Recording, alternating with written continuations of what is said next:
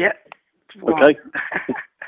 We're recording. I'm sorry. Yes, it's very difficult to remember everything that's said.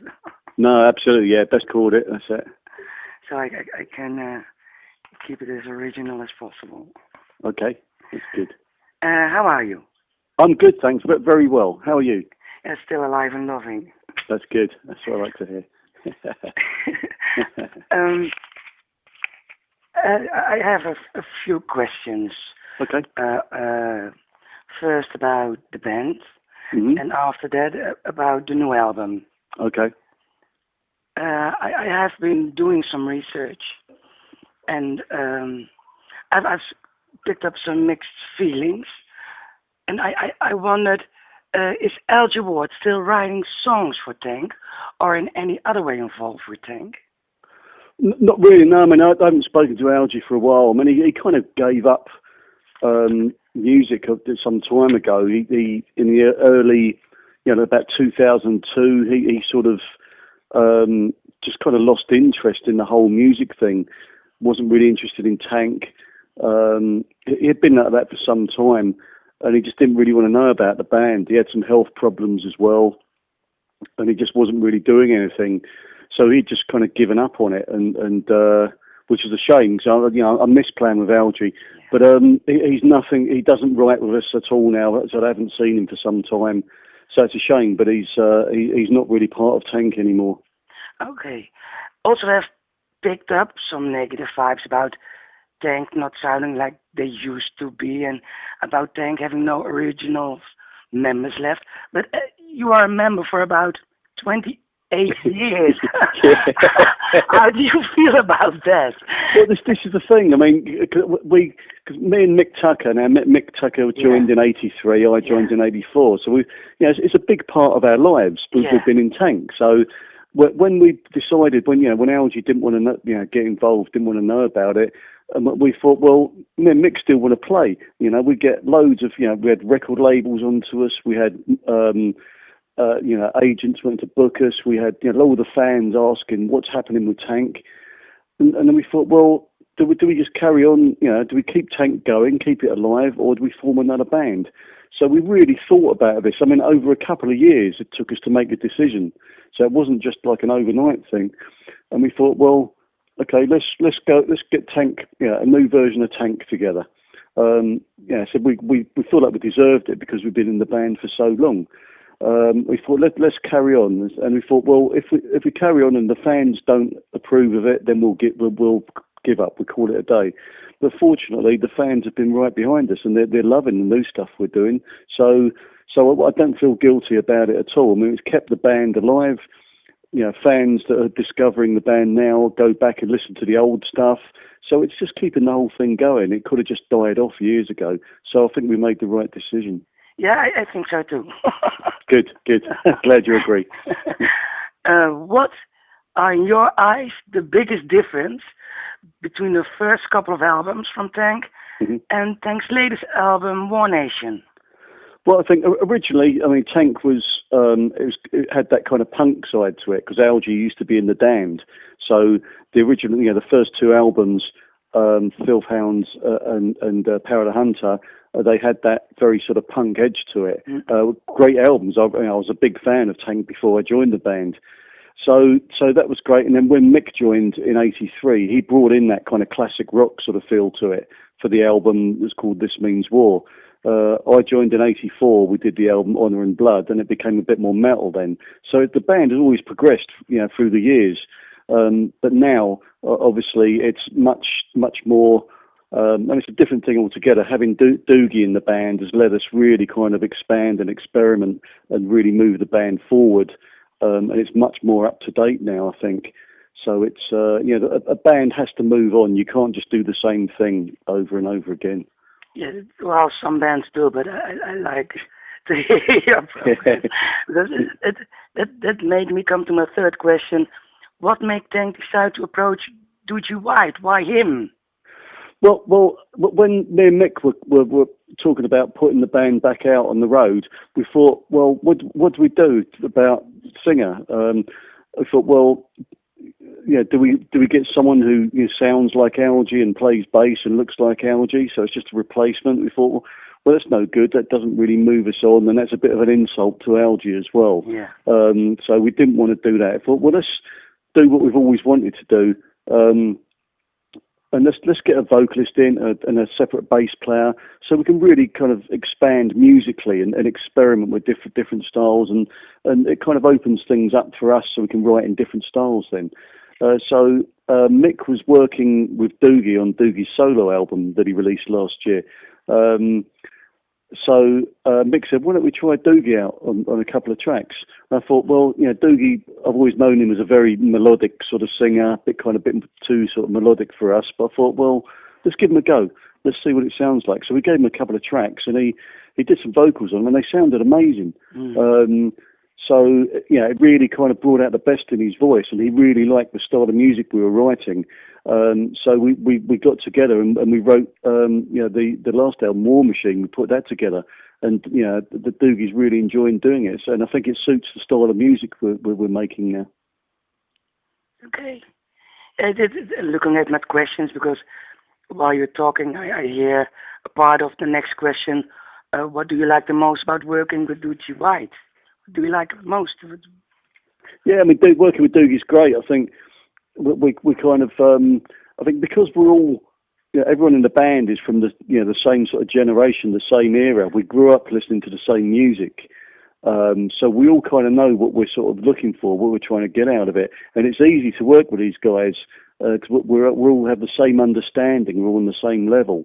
So it's a real pleasure for once just to sit there and actually write music that we all enjoy playing and listening to. And fortunately, the fans really like it as well, which is good. So it's just very easy going. There's no friction within the band. We just all really enjoying actually making music, which is what it's all about. And do you write all the songs together? Well, it's mainly me, Mick, and Doogie. We're the main sort of writers there. I mean, me and Mick kind of we write some guitar riffs. We send them back and forth between each other, and then we'll send it to Doogie. Doogie will put a chorus on there, a couple of little vocal lines, and send it back. Then we'll add a few more guitar lines, and we kind of build it up that way. And it just works really well. It's a good sort of writing relationship, and it comes up with the right results. So it's really good. Sounds very relaxed too. Yeah, very. How did you came up with the title War Nation for the album? Well, we were struggling to think of a title. I thought we don't really want anything with war in the title again. But we were kind of sitting around, and no one could come up with anything that we could all agree on. And while we're trying to think of things, we were looking at on the TV there was on the news there's just pictures of there's a war this country, a war somewhere else. Everyone's at war. In the newspaper we're reading, we're at war. Outside, just on the streets, there's people fighting. And we thought, well, it's just a war nation. That's it. That's the name. The name kind of stuck with us. So that was it. Okay, then. Which of the songs of War Nation did you experience as the hardest to play, and why? Good question. I mean, none of them were really sort of hard to play. I mean, because because they're quite enjoyable to play. And as we wrote them, and it's we got the feel of the songs were all there, and the recording process was pretty straightforward as well. So they all went down really well. I mean, these guys in the band are all great musicians, so it's quite easy to get the results that we want. So they're not particularly hard. And even Doogie with his vocals, he'll come in for a couple of days and put them all down and get them spot on. So again, these guys are real professionals to work with. So that's it makes it easy. It's it's not a struggle to get great sounding tracks down. Okay, because I've learned that sometimes playing live songs, when you have to play 30 songs on a row. Yeah. That there are some songs that are harder to sing, and some songs that are just more complex and harder to play than other songs. Yeah, I think when you play live, you're on stage trying to recreate something. If you've got loads of guitar parts going on there and you're trying to make it sound like it was on the record, But I think with the Tank stuff, I mean, there's not, it's all pretty basic, really.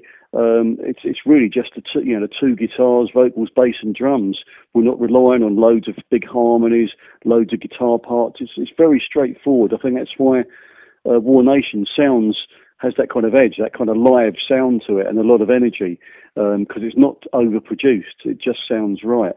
So this stuff to play live, I mean, I can't wait to get out and play these tracks in front of an audience.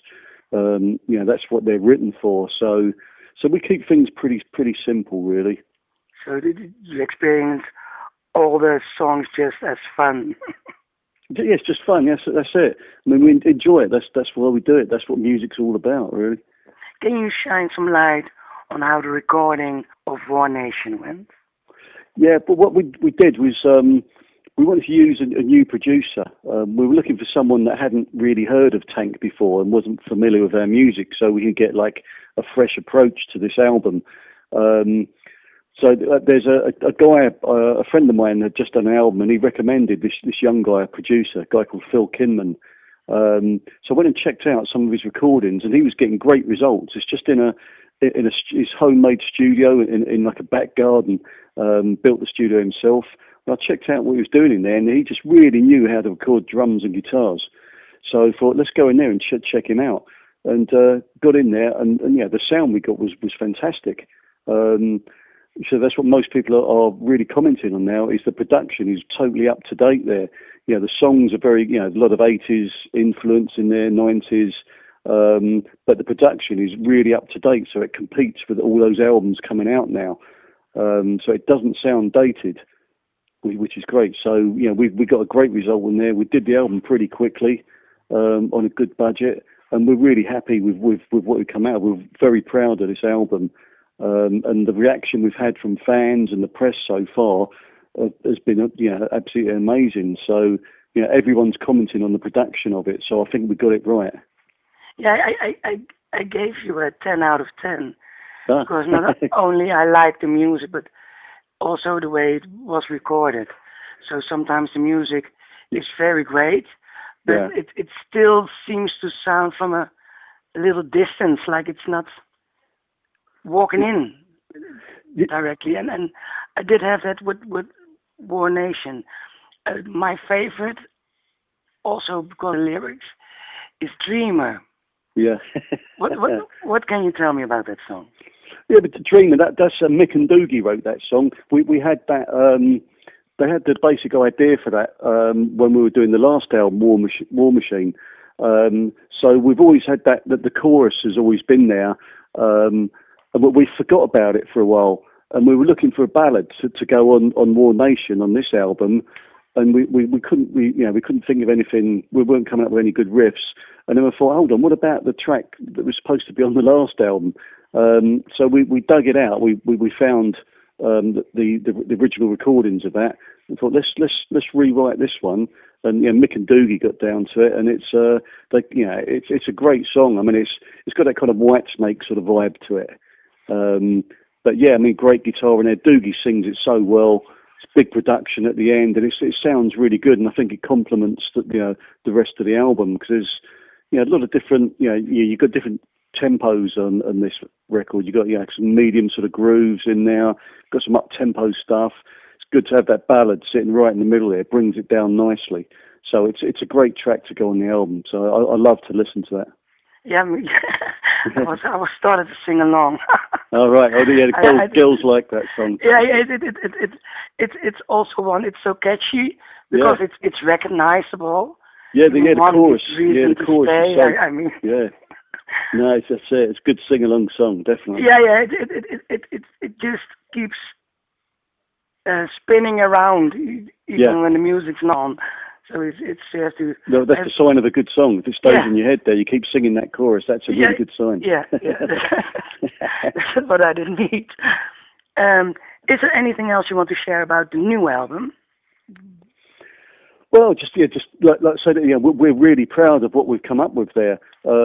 It's good for us. I mean, it keeps us going there. I mean, we're going to continue to write and record more great albums, but hopefully just get better and better as we go. So the first album we did with this lineup, War Machine, I think there's an album again. We like how that sound. That we're proud of that album. We think we've moved on now with War Nation. We've moved up a notch there. We've moved a level up, and I said from the reaction of fans and press means we've done it. We've done it right. We've done a good album there. So to us, it's very satisfying. So we look forward to continuing to write good music. Can you tell something about Tank's future plans, and can the fans expect a tour, world tour, to support the new album, War Nation? Well, this is really what we want to do. I mean, because at the end of the day, Tank, we're a live band. We need to be out there playing live. That's what we do best. Just making noise out there on the road. But that's it. Because it's very difficult right now to actually get a band on the road and get the right tour. It's not easy just to go on the road and tour around the world. You need a good agent. You need financial backing behind it, and it's very, very difficult. So at the moment we're looking for a new agent who can really help us out there. But that's really what we're going to do. Just get out and play for the fans. That's what we really miss doing. So hopefully later this year we could get out there. That's the plan. Okay, I truly hope to see you one day. Yeah, I mean that'd be great. I said hopefully you can get out there and get around there, play new fans everywhere, and be great to meet you. And yeah, it's I would be very pleased to meet you. It's very. I've noticed that a lot of fans my age. I'm 43. Okay. Great. Do like your music, but also the younger ones. Well, this is it. I mean, our music does appeal to everyone now. People from obviously we all grew up listening to those, the real classic bands of the Sabbaths, Priests, and Scorpions, and Whitesnake and stuff. But we're all into that. But so kids are discovering our music now because there's good songs there. And now with this latest album, War Nation, the production is there, so the kids like that because it really kicks ass. So hopefully, the last shows we've been the past couple of years has been a lot of young kids in the audience, and they've been singing along to the songs. So that's really good. So that's good news. So we'll see. Hopefully the future will look good for us. Well, I hope. I really, really hope so, and I really hope to see you live one day. I'm sure you will. It would be really great. So excellent. I look forward to it. Me too. And thank you for your time. And I want to wish you all the luck with the album. And I hope so many people like it that they just want you everywhere to perform. Let's hope so. Thanks very much for the interview, Anya. That's really good. Thank you very much. You take care. I'll speak to you soon. Thank you. Thanks. Bye-bye. Bye-bye. Bye.